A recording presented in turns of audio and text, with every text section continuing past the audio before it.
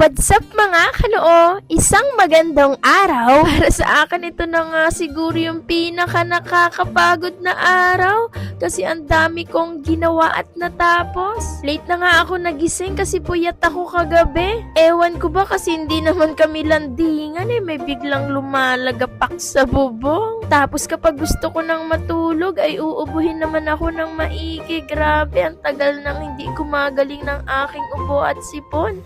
Talagang ukaok pag pinagpawisan, ang hirap makahinga. Ginagamot ko naman siya pero parang wala pa rin nangyayari. Sobrang busy ngayong araw, sobrang pagod. Kaya tara kaibigan, samahan nyo kami. Ngayong araw nga po pala ay nilagyan ko na ng linoleum yung sahig na kulay kahoy. Tapos nilagyan ko ng black and gray yung counter. Tapos yung sumobrang linoleum ay nilagay ko na rin sa ibabaw ng counter at nung dalawang lamesa na ilalagay namin sa labas.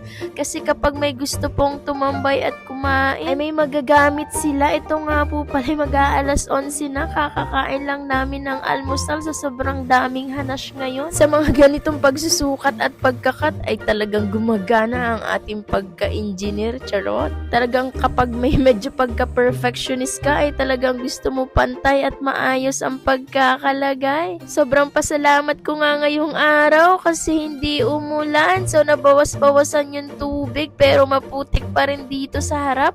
Intayin natin na talagang tumuyo na yan para matanggal natin. Nilagay ko na rin yung arcade dito sa loob ng station para hindi siya maulanan at pwede maglaro yung mga bata anytime na bukas ang ating station. Sobrang bigat na mga binubuhat ko ngayon kagaya ng galon ng tubig na to pero wala tayong magagawa kasi mag-isa lang akong gumagawa dito ngayon. Habang si nanay ay busy maglinis sa labas at partida, nagtatao pa kami ng tandaan dito so pag magdo-doorbell ay titigil muna sa gawain para bigyan yung mga bumibili. Ginawa ko na nga dito yung pagsasalansa ng mga gamit. Sobrang bigat nga din itong cup sealer na to at yung mga flavor na binibili nilang paboritong fruit soda ay nilagay ko na rin. May dumating din tayong nata. At lahat ng gamit nga sa paggawa ng ice coffee ay andito na. Nakaka-excite to mga kaibigan. Kaya mga kanoo, tikman nyo na to. Ito ang pinakamasarap na ice coffee na pinong-pino at lulutuin natin maigi sa mocha pot.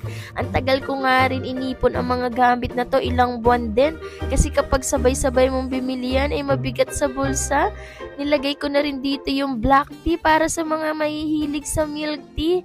Alam nyo bang pure tsaa or tea ang nilalagay namin dito para mas healthy at mas suggest ko na dapat zero sugar kayo para hindi naman kayo maano sa tamis ng milk tea. Ang dami na nga pumupunta dito at nag-order online pero sa Martes pa po kami magbubukas. Ang meron lang po kaming ini-offer ay yung araw-araw nating tinda na fruit soda, egg sandwich at burger pero sa Martes po natin ibibigay or pwede na nating ibenta yung mga nasa menu na ginawa natin. Sobrang nakakataba ng puso na ang dami palang sumusuporta sa ganitong mga maliliit na local business dito sa probinsya. Talaga namang sobrang dami nag-share ng post ko lalo na yung menu sa station page. Ito nga po pala yung view namin sa labas sa Kabuyao. So makikita nyo dyan yung aming tarpaulin na may nakalagay na kape ka muna.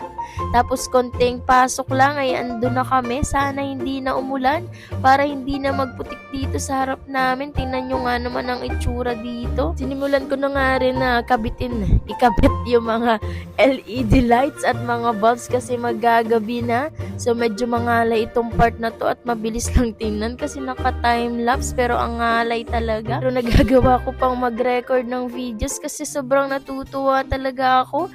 Halos magli5,000 views na yung mga mahabang vlogs natin. Nakakatawa kasi pag naghahaba or long vlog ako, yung mahabang video, basta ganun, ay walang masyadong nanonood. Pero ngayon, napakadami nyo. Salamat sa engagement at ipakalat nyo na meron tayong tinda dito. Matapos na nga ang pagkakabit ng LED ay napakagandang tingnan. Ito nga po pala yung nasa tindahan namin sa harap na nilipat ko lang sa loob kasi mas maganda dito gamitin. Tapos nilagay ko na rin yung bulb na maganda sa labas. Pwede po siyang outdoor na sinasaksak din sa kuryente.